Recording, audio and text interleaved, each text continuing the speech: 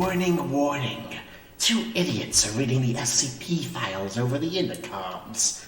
I hate order. Hello and welcome back to a very solemn episode of Discovering SCP. It's with a hard heart that I must convey that earlier today, on the day of recording, November 12th, 2022, Hamiltoe was in a freak accident reduced to a pile of green slime. We don't know if he's dead, but we know his form has changed. And there's no one to blame for that. There's no witnesses. We can only speculate as to what might have happened. What do you think about That's this? really sad. I think that's Do you think really they'll find out who did it? Do you know who the witnesses might be, if there are? No, Do you know where they could be found? I'm not sure what's happening. Well, then it's like, we need to find out who did this to Hamilton. We need to find the witnesses, you know? Figure out if Did you pave him over on the server? What? Is he not... What do you mean? I would never do it. Did someone see me do it? Is that what you're saying? Who was it? No, I didn't see anything. Who saw? It must have been the wind. Oh, okay. What? But, yeah, welcome back to Discovering SCP, episode 132. We are back. Hello. Darnell. Yes, we're back. And after that solemn news, I have some good news. Pokemon, Ash Ketchum finally became the champion of all the world.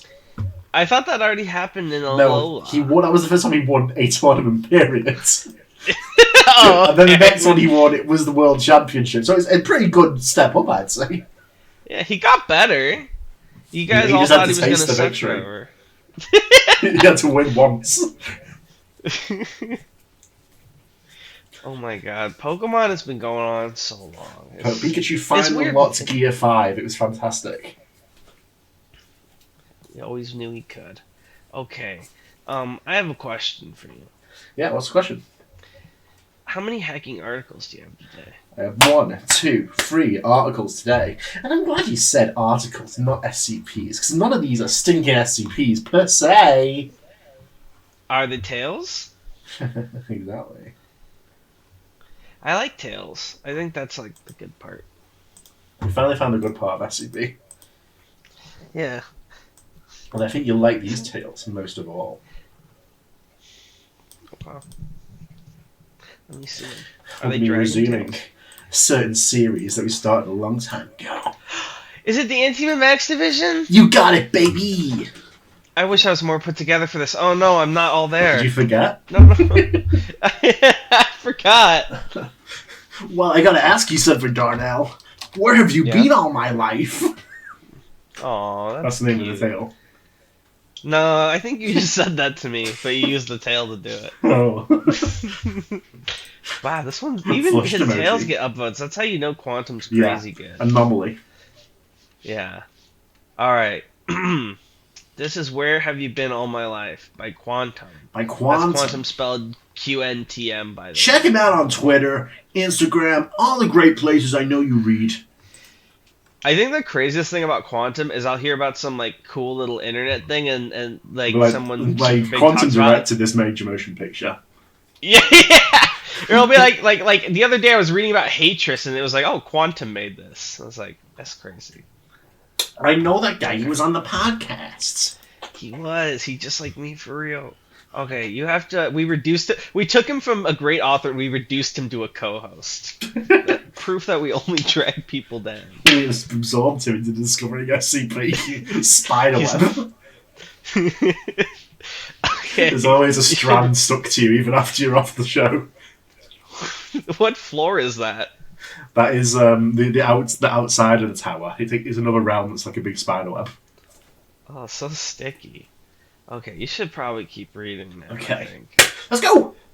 Who the fuck infiltrates a senior Foundation official's home while they're home?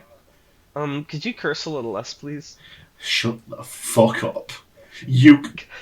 I almost demonetized the podcast again. You almost did it again. So casual. That's that British blood in him. It always Exactly. eggs him one step further. I'd never give up. It's like there's something about this guy. Wow. Marion Wheeler lives deep in coniferous forest, a long drive from the nearest major city, and a long drive in the opposite direction from Site 41. It's late, last thing, and she's reading in bed when she hears the muffled, unmistakable click of her front door being locked. She looks up and stares blankly at the wall for a second while listening to soft footsteps moving into the hallway. She marks her place and reaches for her foundation she'd phone. She has no permanent security staff at home. The division is understaffed and trained operatives are much more serious need on site. But the buildings and grounds have beefy electronic countermeasures. They, she discovers, have all been disabled, along with the sensors and cameras. She was not notified that this has happened. Whoever did it had a valid code. Who, though? The Foundation has enemies. True, the list of credible, motivated enemies is surprisingly short, and the list of groups stupid enough to try and kill or capture someone at her level is shorter. But it's far from empty. And it's not actually so hard a feat. Not too many people below O5 level are privileged to travel in motorcades. The real trick, the impossible trick, is to avoid unholy retaliation. But what if you really think you can? What if you decided it's worth it? Wheeler triggers the silent alarm. She sets her phone back down on the nightstand and collects her gun. She rolls out of bed, tucks a few pillows in her place, moves silently to her bedroom door, stands beside it, listening and thinking. This door, her silent door, her bedroom door, the silent door, her bedroom door, can't be opened silently. And my dog is sort of nestled next to my desk here for some reason. He heard like silent door. It reminded him of home, at a place he once was. The Silent Realm, where he came and attacked 70 towers from. Is that when, the new lore? When he used to be human. Oh my it god. creaks like hell, so she goes through it softly, ready to draw attention. There's an attic, but access is out there on the landing, and again, can't be operated silently. There's no alternate route to ground level other than jumping from the window, and someone has to be covering it. Even if she landed in the bushes alive, she'd still have to break the perimeter with a sprained ankle. A better question than who is how many. She may already be straight up dead, simply due to numbers. If the attackers tread caution... This is pretty clever what he did here, but he talks about how she thinks she's already dead, but actually she's alive right now. Exactly. Bravo, Vince. She may already be straight up dead, simply due to numbers. If the attackers tread cautiously and try to flush her out, she figures she can home alone her way through perhaps 8 of them before running out of luck. If they rush the second door and have armour, she might be overwhelmed by as few as 2, even with the staircase acting as a choke point. All of this naturally assumes that the attackers aren't anomalous. If they are, and they're not in the, say, 30% of anomalies which can be neutralised simply by shooting them in the centre mass and head, she may be fundamentally helpless even after the response team shows up, which will be, at best, 10 minutes from now. A creaking. A stand house. Someone is coming up the stairs, making no effort to be quiet about it. A soft tread, though. As if they removed their shoes. Just one of them? That barely makes sense. With 5 seconds grace, Wheeler casts around the dark room for a second weapon. She knows there are knitting needles downstairs in the lounge, and knives, good ones, in the kitchen. What's this gasp? Oh, I knew she knew. You said so. Yeah. But she can't get to them. It's too late, the door's opening. Seems like the man's trying to say something as he comes in, but only gets as far as, "Alright, whoop!" And it's done. He's flat on his face, cheek pressed into deep green carpets, with Wheel on his back, pinning both his wrists with her knees. She sights urgently back down the stairs for a second. There's no one there. She prods him in the other cheek with the muzzle of the gun. "You speak, you die," she hisses. "You try to move, you die." She glances at the windows, checks the stairs again, listens intently. There's no sound. There's nothing to be seen. The man is 50 and lanky. He wears an expensive dark suit tailored to his build. He has angular features, thick greying hair and rimless spectacles, now quite possibly bent out of shape by the sudden impact with the floor. He wears discreet platinum jewellery, a wristwatch, cufflinks and a ring. The two of them halt like that, a tableau. He makes no attempts to move, although he does look askance at Wheeler, as best as he can given his dislodged glasses. Wheeler asks, "Where are the others?" "It's just me, Marion," he answers. "Who are you?" He says nothing for a moment, but his expression subtly drops. Well, it really happened, didn't it? I always wondered. Who are you? There is a monster which follows you around and eats your memories, the man says. SCP-4987. You drip-feed it inconsequential trivia so it doesn't go after anything important. You watch game shows, the book you were reading just now. On your nightstand, it's a trivia book, right? Wheeler says nothing to confirm or deny this, although it is true. At feeding times, the entity manifests like a bright gold-white spot in the corner of her eye. It's gone now. She's already put the rest of it together. It is all mind-bogglingly, insultingly obvious. With a well-expressed but still detectable note of dismay, she asks, "What's your name?" "Adam," he says. "Adam Wheeler." Husband arc? What happened? Well, why don't you popcorn and tell me what happened? Oh, well, obviously, she has the man detained. She instructs her people to interrogate him lightly and to run deep background research on every word he utters, while for her part, she stands far back from the investigation to avoid contamination. She resists the urge to interfere, particularly to visit Adam and personally demand answers. She goes to her office, curls up on the couch there, and tries to catch some sleep, but doesn't succeed in any real sense. 7 hours later, a foundationer knocks on her office door, bringing an inch-thick block of printouts and a paralyzingly strong cup of coffee. Wheeler takes the drink first, accepting it as a kind of authentication step before letting the man in. She moves back to the couch and sits hunched over the drink for warmth, inhaling its fumes. The man settles heavily into a chair opposite.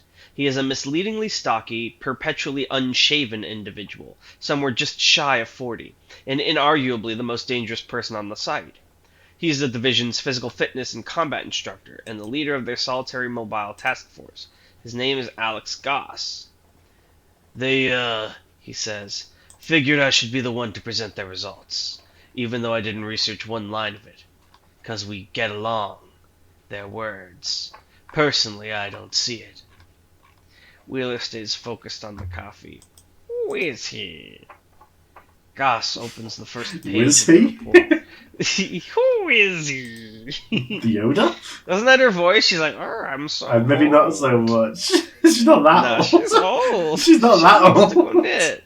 Yeah, she is. She's not. I remembered when I did the retelling, you said I was 100% accurate. Oh, fuck, I did. I said word for word.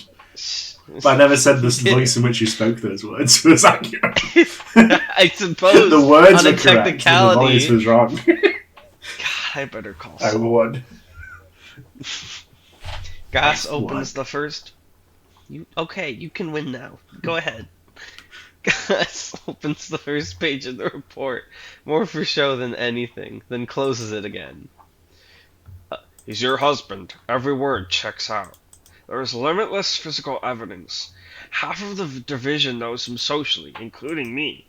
I credit your diligence and adherence to protocol, but the bottom line is that SCP-4987 got hungry." Are these the Muppets? What's going on? Yeah, this is The Muppets my little Antimemetics Muppet division. retelling. Yeah, that's what they all sound like. Wheeler nods. This voice matches her own, pieced together overnight from gut reactions and analysis of the plain facts. Where the hell did her name come from? She wasn't born Wheeler, but she had to get independent verification. She asks, "Has this happened before?" "No." "Could it happen again?" Gosh shrugs. "There were no I can't wait better for this to men." get popcorn back to me. This is the perfect voice. Shut Quantum up. would kill you if you I stand. would. I do, and I can tell you. Okay, maybe a bit less. I have SCP-4987 trained to me to follow me at my heel. I feed it according to a strict regimen. This is It weird, eats by the way. only the... Yeah, okay. I'm losing it. I'm losing the voice. Thank God. It's like Can't happen this. quick enough. I don't know what to do. What does she sound like? He got the thing ate his memories is the other explanation. I can't remember. Do you want to popcorn Okay. it back to me? Yeah, go ahead, take over. No worries. You sit You're back, so good Grandpa. at reading. I would. I do. And I can tell you this. I have SCP-4987 trained to follow me at my heel. I feed it according to a strict regimen. It eats only the memories I say it's okay to eat. A rapidly progressive, universally fatal memory parasite made chronic and then domesticated. And now what? It suddenly breaks training? That adds up. It's a stand. It grew too big for its britches. It can't stop it. They got hit by the arrow. He got the fucking Havoc Moon app streamed to him. If you say it doesn't add up, it doesn't add up, Gauss says cautiously. But speaking from field experience, anything can happen twice. Wheeler has waited long enough and takes a long pull from the coffee. He stares into the coiling steel as if trying to see the future. But who is he? She asks again. At this point, you know him better than I do. What's he like? Do you like him? Gauss emisses extravagantly. This is the great-great-grandmother of all loaded questions. Wheeler looks him in the eye and says, Tell me your personal impression of Adam Wheeler. Direct order. Is a nice enough guy? Nice enough? Gauss clicks his tongue. I don't like him, he admits. Personally, all that much. We're civil, but we'll always be a little bit too smug and a little bit too clever. He just grates. Would I throw someone in a cell for that? No. Do I like him? Gauss begins, then stops. He looks away. And over time, a soft smile develops on his face, one which Wheeler doesn't recall ever seen before. Not in a working relationship going back years. Yeah, he says. Yeah, he's the one. Aww. Full name, Adam What happened to him? What do you mean? Did he die? Do you not following the story? I am. I'm a little confused. Okay, is Goss and Adam the same person? Yes No. or no? Okay. So if I'm understanding, like, Goss came to get her for some reason, No, but he pretended to be... Okay, hold on. this is not what happened at all, I'm concerned. This is a Lay out different... what's happening. This is a new story you've created, I'm concerned. Because you're No, too busy trying okay. to do the fucking Muppet voice. No, I just am having trouble focusing right now. Help me out. What happened? Where did you get lost? Where did I lose you? Okay, the way I remember it is she was like, someone's in my house. There's a trap. And then she got the guy. And she's like, gotcha, who are you? And he was like, Adam. And she was like, what? And then he was like, actually, I'm Goss. I said Adam, so you've missed a scene transition. That's what's happened. Okay, alright, redefine it for me then. Gauss is her subordinate who has just come into the room after she's been at the site for a couple of hours. They've detained Adam. And now she's asking, what's he like? Who's Adam? What's going on? So she caught Adam, and then that Yes. guy just came down later and was like, don't catch Adam. Well, they captured Adam, and now she's like, who the fuck is Adam? He's telling her. Yes, okay. I mastered SCP. Continue. Full name, Adam Bellamy Wheeler, born February 27th, 1962, in Henge, Derbyshire, United Kingdom, to Rosemary Leah Wheeler, née Wisht, and Jonathan Jack Philip Wheeler. No siblings. Early education, Henge Church of England Primary School. Oh, you don't want to do that. Matlock All Saints Secondary School. Demonstrated great musical acuity from an early age. By age 16, had begun to be recognised as one of the most gifted classic violinists of his generation. Attended the Royal College of... What? Have you ever noticed in every story when they need like an old person to be dignified, they are like a violinist? It's always a violinist. They're always like, I perform in the symphony. It's like, okay, shut up, Grandpa. But what if they can do like the devil's violin? Like weave spells. Yeah, he can beat Satan like Johnny on the fiddle. He's like, let me play you a dirge of travesty. Wheeler skips 3 pages. After sustaining a minor injury while on tour in blank, he encountered SCP-4051, which had infested a wing of the hospital where he received treatment. 4051 was protected by an unusual form of antimemetic camouflage, to which Wheeler, like an estimated 1 in 145,000 individuals worldwide, was, and remains, immune. His attempts to alert authorities to the infestation's presence was intercepted by a Foundation listening station. Operative Marion A. Hutchinson, then a field agent based in another page. Resistant to conventional memory eraser procedures, Hutchinson applied successfully for exemption, arguing that even with his memories left intact, it would be impossible for the Wheeler to share the details of SCP-4051. They subsequently became romantically involved. Oh, they subsequently became romantically involved, did they? Tell me more, you featureless grey sphere of a biographer, and I'm hooked now. The biography is contentless beyond this point. Adam Wheeler's life spent touring, playing, lecturing, and occasionally conducting, writing, and posing is documented in exhaustive, pointless detail. He withstands background checks and surveillance, and consistently demonstrates himself to prevent zero risk of leak. He eventually receives the extremely low clearance level normally granted to long-term Foundation external partners and Foundationers. They get married. She takes his name, which she, reading, considers faintly unrealistic. Blah blah. There is nothing about his personality, nothing about the relationship, no contents. She remembers acquiring SCP-4051. There was no one there. She remembers nothing. Shall I popcorn back to you? I'll try my best. That's kind of sad. So she's like, okay, he existed, but all the time we spent together, she doesn't know any of the details. Yeah. That's sad. Damn, that's a sad ass bitch. That's a sad bitch. What? She's crying. Last time you called her an old ass bitch. What's going on? I'm just gonna keep stacking the debuffs. Oh my god. Right. Stop! Up until the end of the third round of questioning, Adam Wheeler assumes good faith. He figures the repetition is a due diligence tick, a corporate procedural requirement. It's only when they start over from, "What's your name?" with a brand new interviewer for the fourth time that he finally gets it. They don't like him, and they don't care what he thinks his name is. They're trying to grind him down until he can't think, until he's just dust particles they can sift through for data. Oh wait, so this isn't even the first time this has happened. That's so sad. He reacts badly to this realization. He asks for his wife, and asks for his wife, and they ignore him, and they ignore him, and she persistently fails to appear, until it becomes a cold form of torture. The questions keep coming, and nothing stops them. Not answered truthfully, not answering, not lying, not rambling off on tangents. They don't stop until he begins falling asleep in the middle of his own sentences. He wakes up in a standard humanoid containment unit, a stackable one-bedroom apartment with holographic fake windows, impregnable walls, and extensive discrete modifications for the security and monitoring of anomalous entities. This one is on the first basement level, but he can't tell that. The bright quote light unquote pouring in through the main living area window is authentic enough to tan. He wakes up on the couch with a start. I think it's feeling creaky authentic and enough, yeah. Yeah, that's nice of you to say. I didn't even realize. Enough to tan. He looks up, rubbing his eyes. Just It's his me. wife. Marion, oh my god!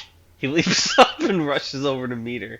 She stops him a few paces short with a gesture and a cold smile.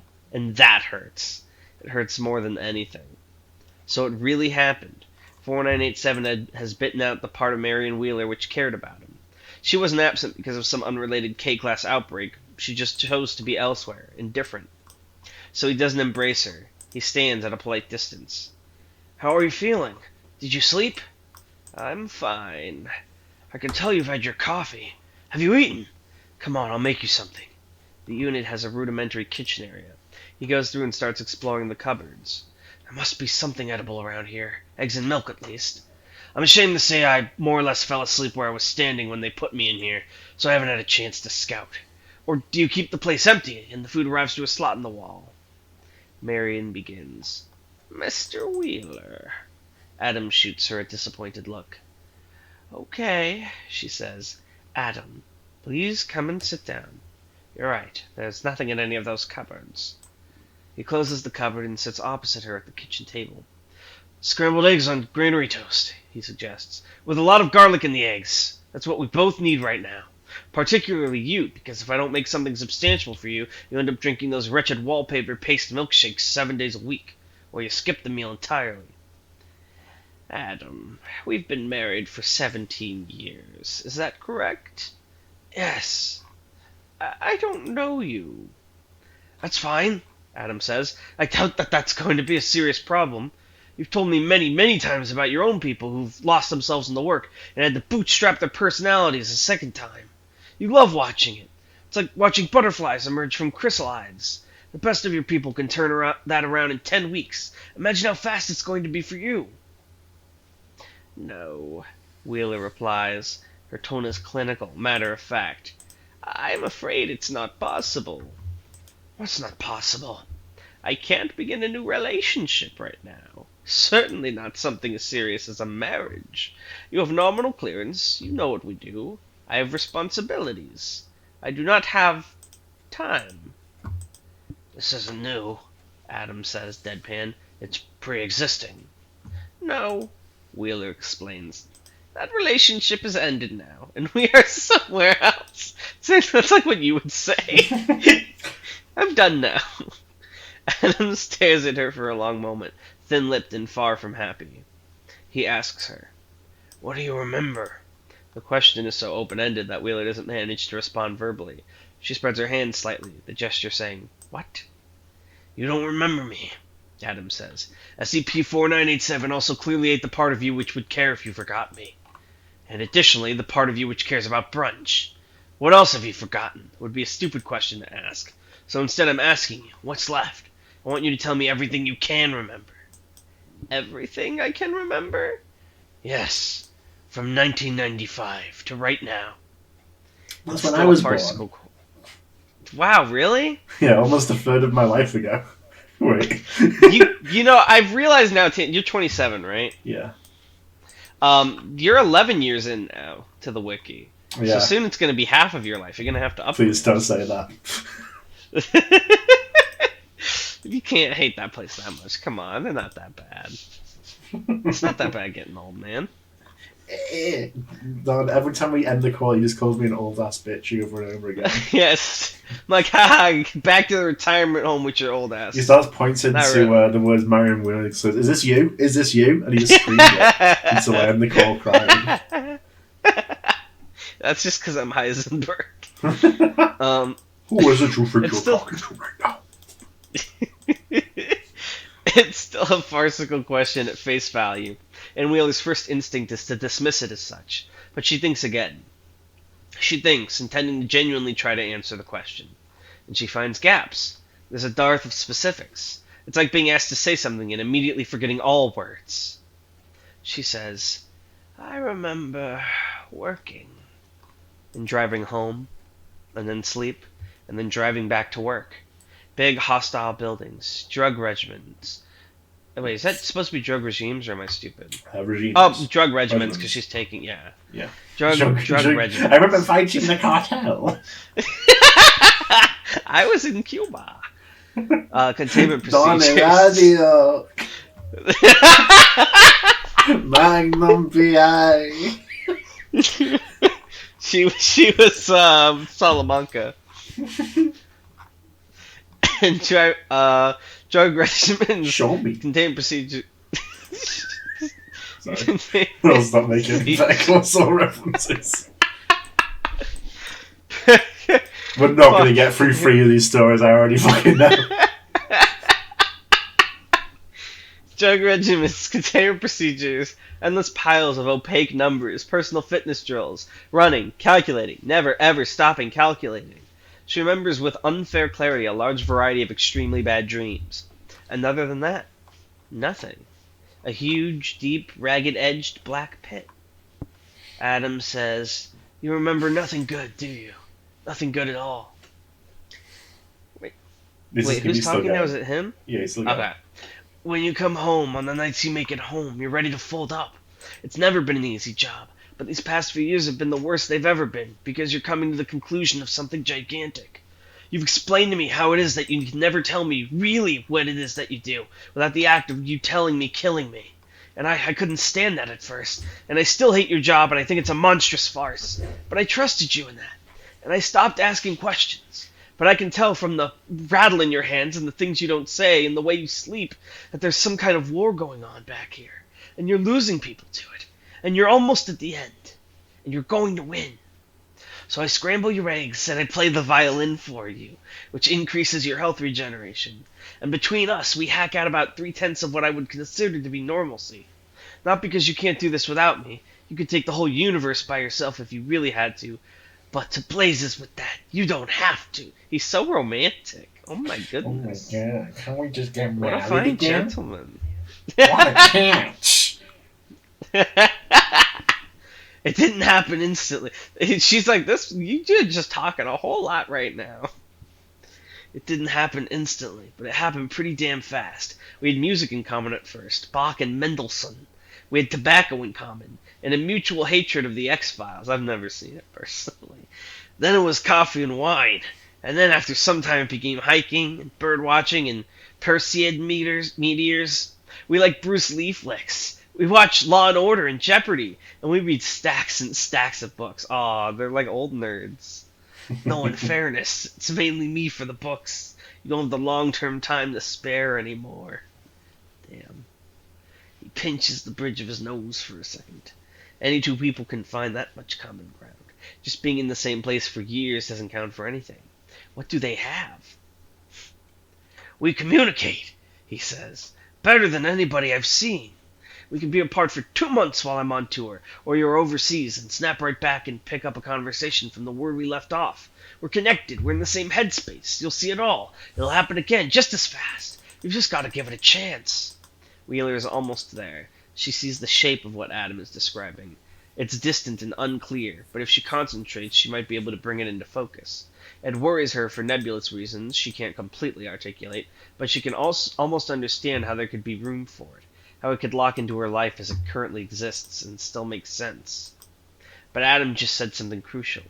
He said a key word which means the marriage counseling session is over and this is now a situation. Wheeler can't ignore it. She forces herself to drop the other thread and seize this one. What war? And now, Adam really doesn't know what's happening. Good God, the war, Marion! I don't know how else to describe it. The British, they're coming! Hello, Marion. Don't...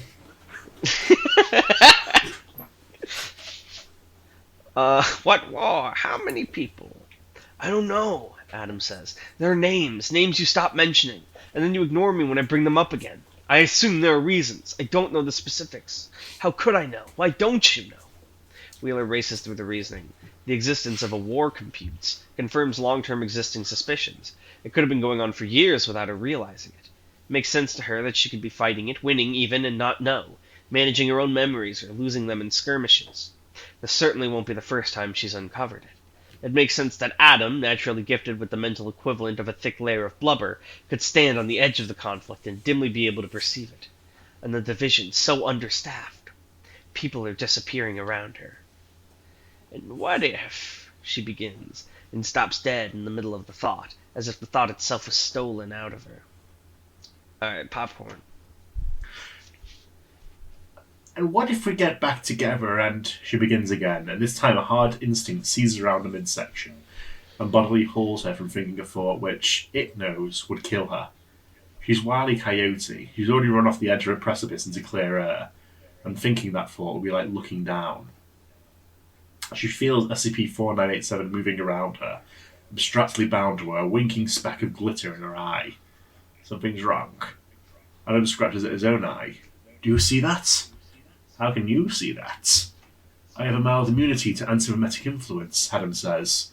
He knows it's in his file, he knows Wheeler has read the file, but apparently it needs to be said again. I can tell when something is fritzing with my memories. I can resist it, just up to a point. So, Marion, I was hoping to have a relaxed conversation over coffee and get around to this topic organically, but I'm going to have to skip to the end. I have the impression that SCP-4987 is trying to kill me. No, Wheeler says. That's not its behaviour model. It doesn't sustain itself that way by eating people. It eats memories. It has never done this, not to you, nor me, nor anybody. Not since the very early days. It's tame. It does exactly what I tell it to do.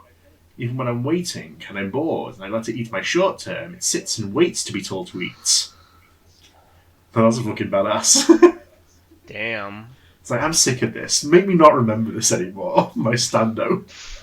Damn. Forget me not. Then what is it doing to us? Adam is getting nervy and won't let go of his eye.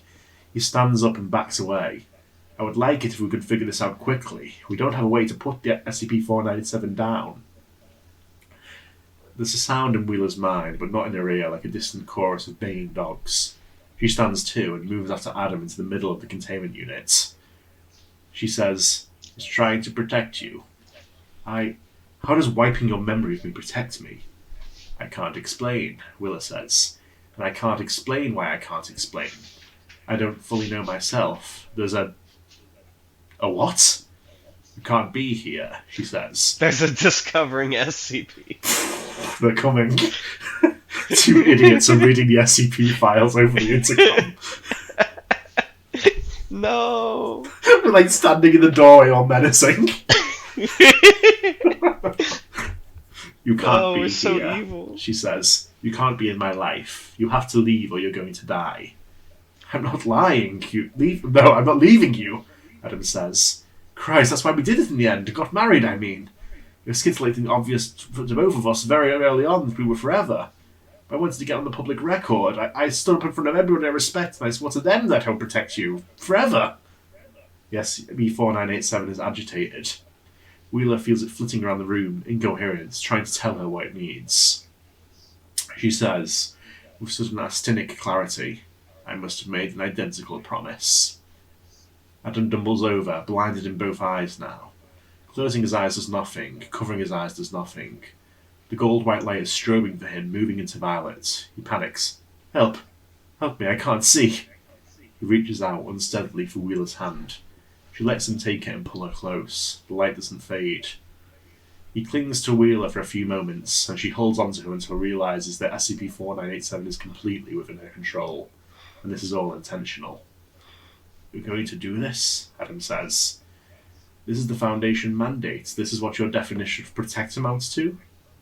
You've got no idea what you're about to do to yourself. You don't even know me.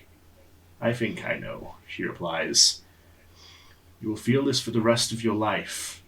Every day you'll wake up with a sick, cold feeling in your stomach where there used to be a real life, and you'll wonder why. I'm going to win this war, Wheeler says to him. I'll beat the universe, and then I will come and find out why. Adam holds on to her for another long moment. He can hear the baying Natu now, and he can even barely perceive where it is, far off behind the hill that SCP-4987 is frantic about. That distant dot, that fleeting second-hand glimpse of the shape of it, is enough to terrify him. He has faith.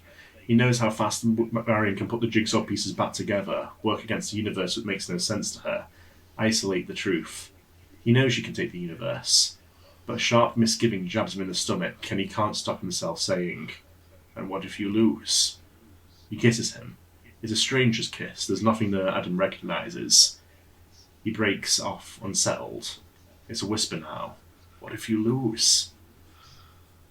Wheeler exits the containment unit. She slams and deadlocks the door with a single movement. The heavy metallic crack makes the whole building shake. There are people outside. Gauss, Julie Still, and a few others compiling notes. They look appalled.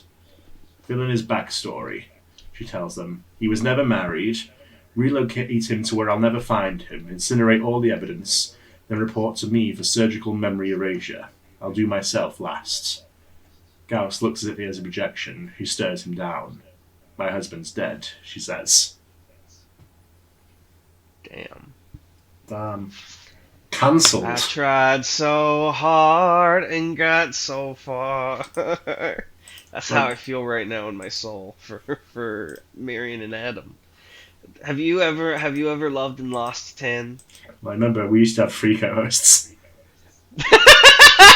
I don't even remember their name anymore. Purple Toast, you don't recall? Purple fuck you. I can't remember like the made up name was always something ending with toast. Yes, I can remember it. The shape of it. It just fits the outline. Yeah. Oh goodness, that was fun. That's fun. They suffered. I feel really bad that I am not 100% there because I'm so excited for more Memetics series, but I did grasp the shape of the story. Oh, it terrified me. It terrified me to my core. I was like, what is love, baby? Don't hurt me. That's gonna be it kept hurting me. 13 out of 10 for you, Quantum. Nice. Quantum. You made it. Welcome to the big leagues. pull him up to the 99th floor. The one man should have all that power. Sounds like Saints Row.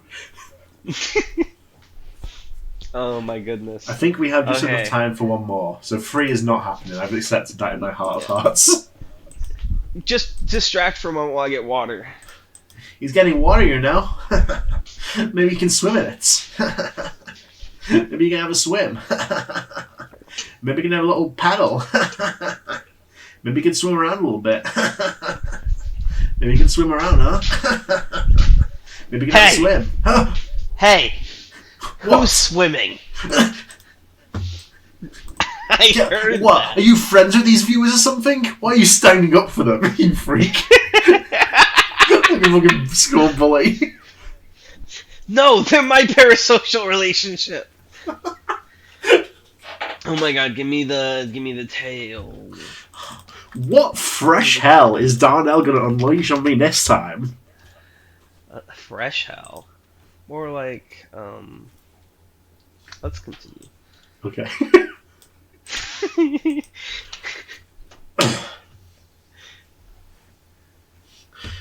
Hello? Well, yeah, or should we just get into it?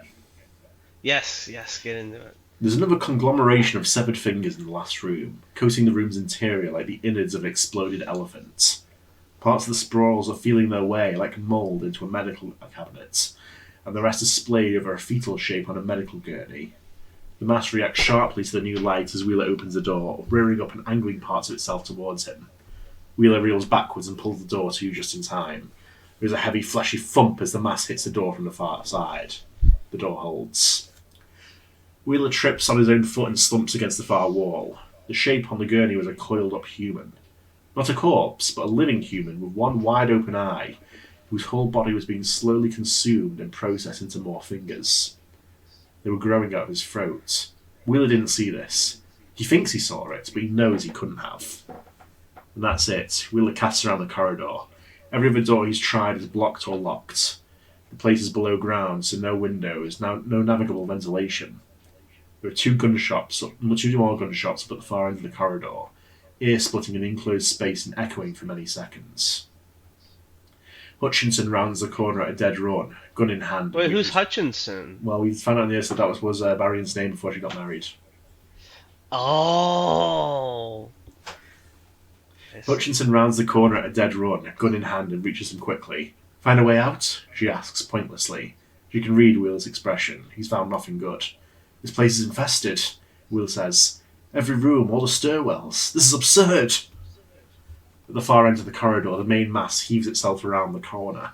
From this distance, it looks like an ambulatory 8-ton pile of mouldy mashed potato and fat wriggling maggots. There are toes in there as well as fingers, and small teeth and bits of bone. It has 20 bullet holes in it, and blood is flowing from all of them. But if it has vital organs, they must be elsewhere in the building, because none of the wounds have slowed it down or otherwise altered its slow, methodical homing behaviour. It smells powerfully and creatively disgusting, like concentrated medical wastes. It lurches forward in intermittent phases, coating the walls and floor with scarlet rot as it moves. It'll beat on them in half a minute. Whoa! Oh wait, that was Scarlet Ooze. You changed that. I give you all order. It'll be on them in about half a minute, squashing them against the end of the corridor and then pulling them into the mess to be remade. I think we're done, Wheeler quavers. Thanks for trying. Oh, quavers! It's a cute word. Hutchinson, from her part, just stands there, gun lowered, watching the thing come. It moves slowly, like a road roller. It fills the corridor almost to the ceiling. She has 2 bullets left and she's considering where to spend them. Shooting them at the ass itself is like shooting pudding. She'd kill for a grenade, even a fire axe would be something. She might not be able to stop the thing, but she could at least make herself known with a fire axe. She could make it feel some regret. There are worse fates, I guess, Wheeler goes on, finding herself unable to stop talking, than being digitised by that thing, but not all that many. Hutchinson glances in his direction, apparently paying him direct attention for the first time since they met 60 crowded minutes ago. She says, "Riser cupboard." What?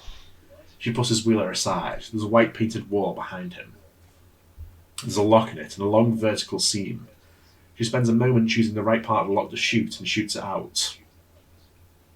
Behind the tall, wide panel which opens is a shallow, dusty, metal-edged space like an elevator shaft with no elevator, allowing filthy pipes and cables to pass vertically between floors.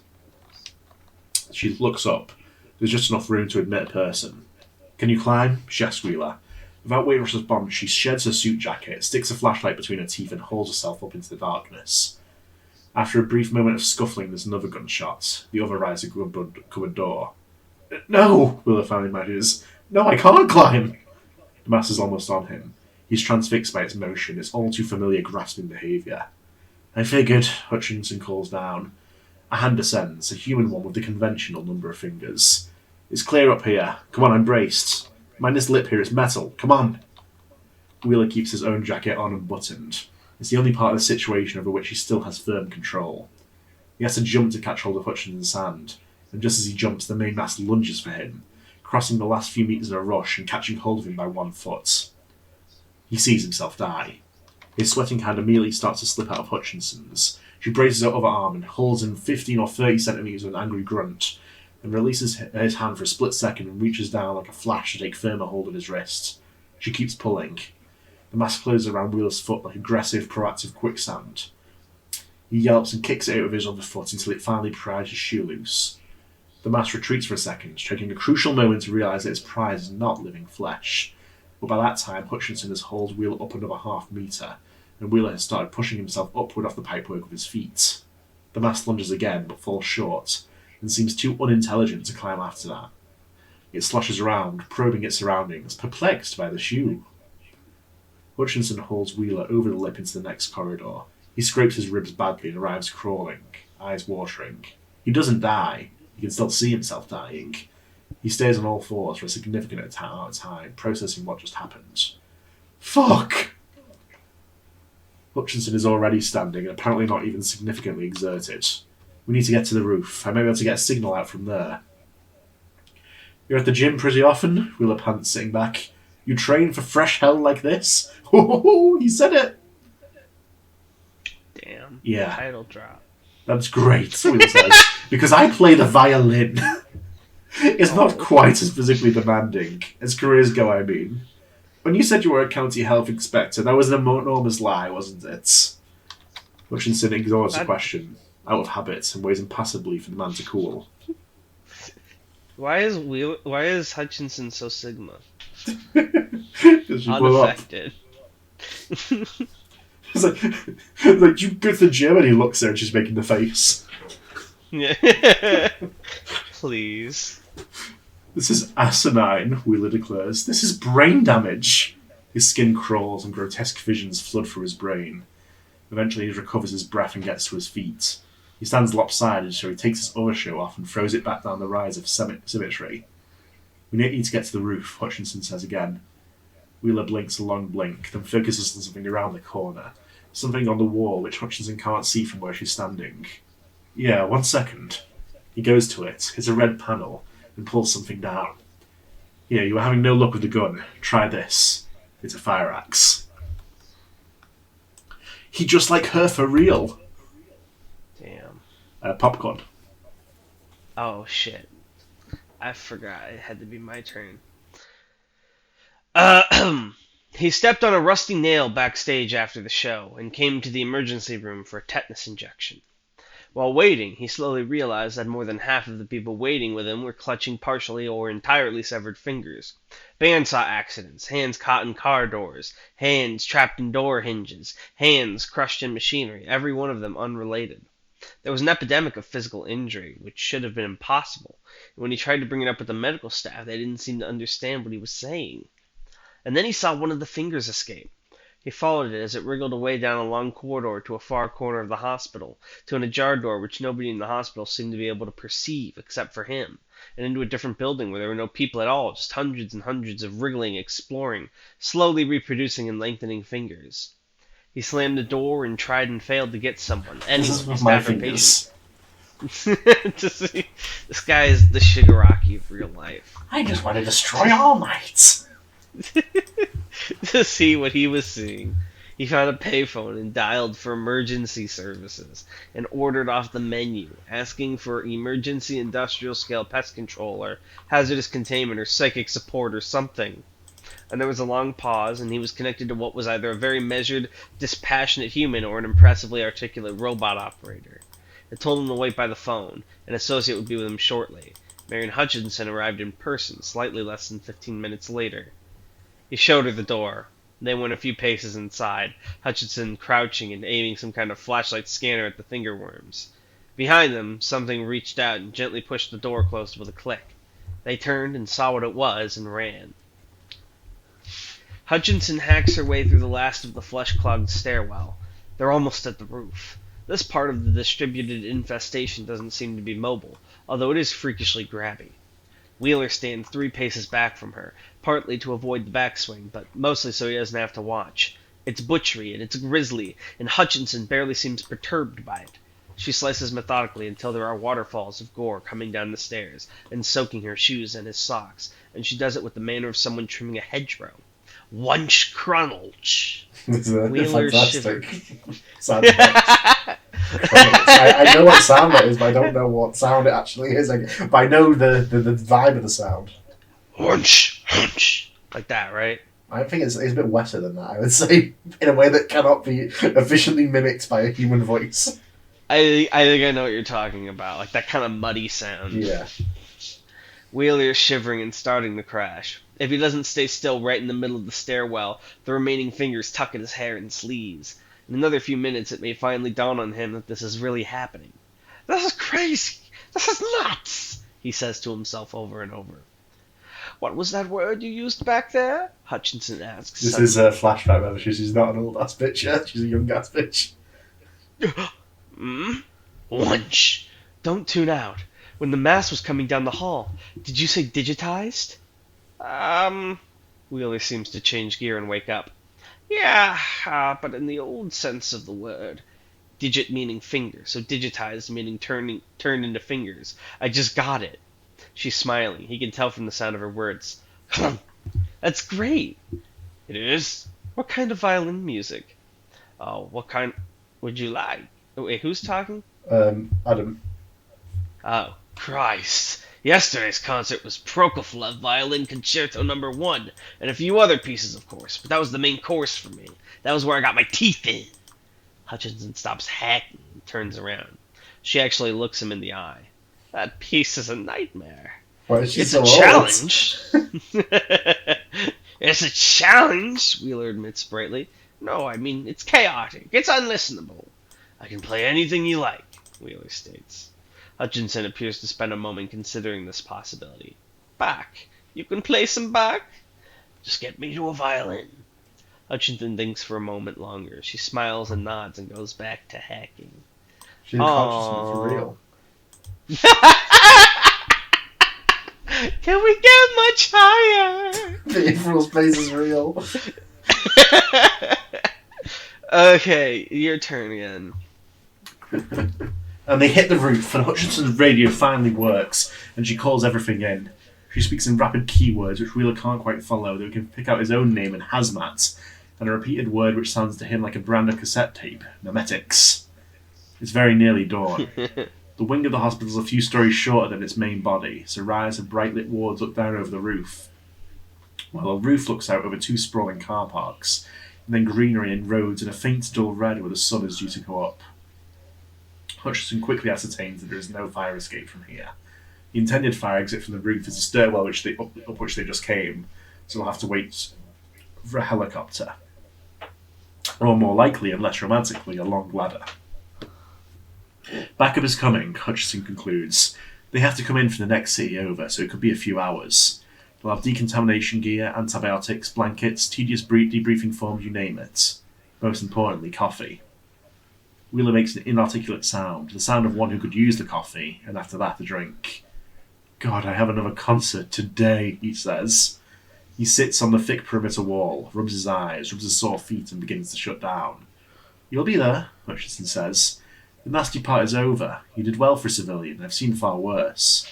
Worse than this? Hutchinson says nothing. I'm sorry? Wheeler opens his eyes again. He gestures at the mayhem from which he just escaped, the fire door and everything it leads to. It's all still down there. You've seen worse than this? Hutchinson again says nothing.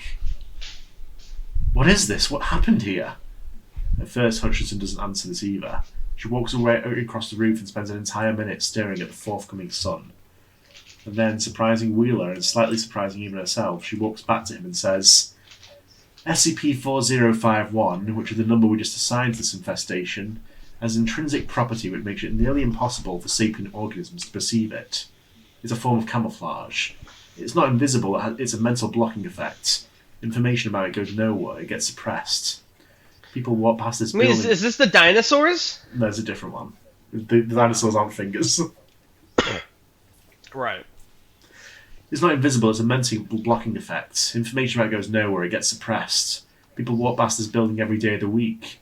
They don't see what's blocking the windows. They walk past that door and don't realise it's standing open. It could have been here for decades. The researchers will get the whole story eventually. Wheeler finds in this explanation something he halfway understands. So, living Fnords? What's a Fnord? I don't know this. And this actually slows Hutchinson down for a second. She gets that reference. She read those books when she was younger, years ago, before joining the Foundation. But she never made the connection between Fnords and the work she does. What the fuck is a Fnord? For as long as she's been working there, she hasn't even thought about it. It's probably some like dorky Star Trek. Research Fnords. The fuck is a Fnord? F Nord. The Illuminatus trilogy. I've never read it. I imagine there's something called Fnords in it. Yeah. The irony is intense enough to burn. Yeah, she says. Except that you can see them, Wheeler says. I have specialist training, Hutchinson says, declining to mention a drug regimen. And I also can see them. You seem to have a mild natural immunity to memory-clouding phenomena, Hutchinson explains. It's rare, but it happens. At hospital this busy, someone like you is bound to stumble into this place sooner or later. And escape alive, he proudly adds. But the point is, this infestation, SCP-4051, is a snowflake. I don't mean it's a special and unique, I mean it's part of a blizzard. I work for an independent scientific research institution with a specialist focus on the containment of hazardous anomalous phenomena. We have an international mandate, formidable researchers, and unimaginable responsibilities. We watch the blizzard, and we guard the little fire. We're called the Foundation. Damn. Name drop. Opening credits. Wheeler, or I guess Hutchinson now. Wheeler's full attention is on her now. He feels tense and exposed here, vulnerable to extraordinary natural forces from which by rights he should be fleeing. But he's also fascinated. Hutchinson has a faintly ethereal attitude to her, as if she's not standing on the same planet as everybody else. So you're not FBI, he says. Eva, I mean, that was my other guess. Hutchinson wrinkles her nose. I hate that show. I don't believe I mentioned a show, Wheeler says mischievously. They do everything wrong, Hutchinson says. A nerve has been touched. She shuffles irately. They don't have enough people. They don't trust each other. They don't spend nearly enough time on paperwork. Paperwork saves lives. But most of all, I hate the will they or won't they. For what, 5 years? It's forced. It's farcical. She glares at Wheeler. It doesn't take that long to know. You will or you won't, and then you do. Wheeler reads her expression carefully. You do? Yeah, Hutchinson says, smiling again. Yeah, I think you do. A distant, rapid thudding noise slowly becomes apparent. Hutchinson sees the source of the sound first and points. Backup's here. It looks like we raided a helicopter after all. Does that mean that they're gonna be together once more? Well, this is a flashback. Oh, that's sad. I thought it ended on a happy note. I got lost. No, I'm sorry. It's okay. This is when they It's first still met. really... That's still pretty good. I'll give that another 13 out of 10. Thank you. I like you, Quantum. I Why almost did I want to say give you the thank first... you? Thank you for your service. I almost want to go insane mode and give you 14 out of 10. Thank you. Just to drive him mad. But I will not. 13 out of 10. Wait, who am I? Am I Quantum Autonomy? What's going on? The you. Help! Where am I? Shut up. I'm like confused. Okay. So we did 2, right? That's right. Yes, we're. I think that's all we have time for. We're like an hour in now. Yeah, we gotta read comments. We'll continue next time. Probably. You have to do the comments. I don't have the strength Okay. for it. I think April Space may have to wait for tomorrow, guys. Shut up. He's barely hanging on. Listen to him. I'm so hungry. Then eat. Just read. Oh, we got some fucking Jesus. Shiphalia says, whoever wrote the description for this video accidentally put in the links for last episode's readings. Let me fucking correct that live on air. Yeah, heartbeat shotgun. Nice argument. Unfortunately, I'm inside your walls. You're like the Eddie Bird of Look at the many birds in the world. I love Eddie Oh, Bird. Lord. He's great. He's also Fingers, so it's related to today's. Walter. Don't get He's rid been of memory of me, digitized. Walter. I ain't forgetting about you right now, Walter.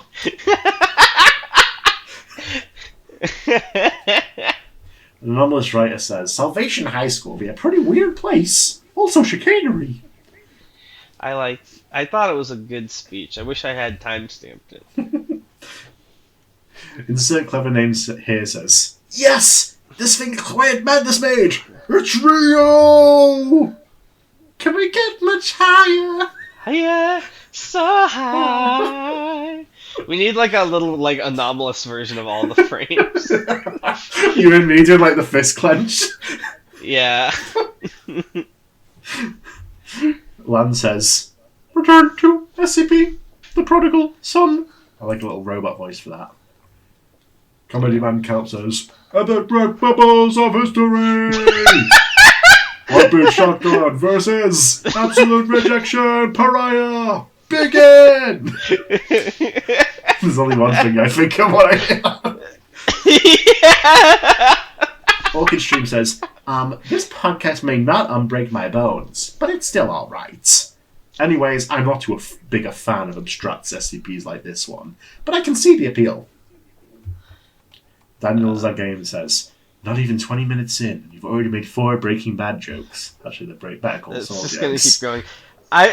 Tim, have you played a game called 7 Days to Die? 7 Days to Die. No, I've heard of it though. So I was playing with a bunch of my work friends, and one of my friends is like the guy who does like the electricity and bikes and stuff, and he makes all this stuff. So I was like, "Can I be the Jesse Pinkman to your Walter White?" And he's like, "Yeah."